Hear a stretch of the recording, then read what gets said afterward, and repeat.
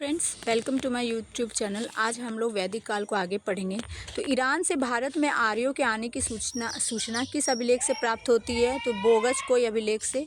उत्तर वैदिक काल में किस क्षेत्र को आर्य संस्कृति की धुरी समझा जाता था? तो अंग और मगध। गोत्र शब्द का प्रयोग सर्वप्रथम किस काल में हुआ? तो ऋग्वेद में हुआ।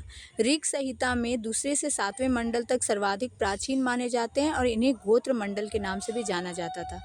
ऋग्वेद काल में जनता का विश्वास किसमें था? बलि और कर्मकांड में। प्रसिद्ध दसराज युद्ध किस नदी के तट पर लड़ा जाता था? तो पुरुषनी, रावी नदी के तट पर। दसराज युद्ध का वर्णन ऋग्वेद के 7वें मंडल में मिलता है। आर्यों की जीविका उपार्जन का मुख्य स्रोत क्या था? तो पशुपालन एवं कृषि। ऋग्वेद में उल्लेखित यव शब्द किस कृषि उत्पाद के लिए प्रयुक्त किया गया? तो जौ के लिए। वैदिक युग में प्रचलित लोकप्रिय शासन प्रणाली का क्या नाम था? तो वंशानुगत राजतंत्र प्रणाली। आयुर्वेद अर्थात जीवन का विज्ञान का उल्लेख सर्वप्रथम किस वेद में मिला? तो अथर्ववेद में। अथर्ववेद में सभा और समिति को प्रजापति की 2 पुत्रियां कहा गया। गायत्री मंत्र का उल्लेख किस ग्रंथ में मिलता है? तो ऋग्वेद के 3रे मंडल में। ऋग्वेद में किसको युद्ध का देवता माना गया? तो इंद्र को।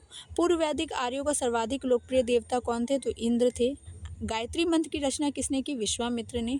श्रीमद् भगवद गीता मूल रूप से किस भाषा में लिखी गई? तो संस्कृत में।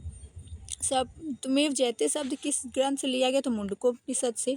ऋग्वेद की मूल लिपि क्या थी? तो ब्राह्मी थी। जीविकोपार्जन हेतु वेद वेदांग पढ़ाने वाले अध्यापक क्या कहलाए? तो उपाध्याय। राजा की उत्पत्ति का सिद्धांत किस ब्राह्मण ग्रंथ में मिला? तो ऐत्रेय ब्राह्मण में। शुल्ब सूत्र किस विषय से संबंधित है? तो ज्यामिति से। अस्तोमा सदगम्य वाक्यांश कहाँ से लिया गया? तो बृहन्नोदार्यक उपनिषद से। चरक संहिता नामक पुस्तक किस विषय से है? तो चिकित्सा से।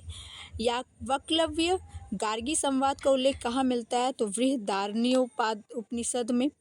वैदिक काल में लंबे समय तक अविवाहित रहने वाली कन्या को क्या कहा जाता था? तो अमाजु। वैदिक काल में द्विज श्रेणी में कौन आते थे? तो ब्राह्मण, क्षत्रिय एवं वैश्य। ऋग्वेद में सरस्वती नदी को सर्वाधिक पवित्र बताया गया और इसे नदीतमा और नदियों की माता भी कहा गया।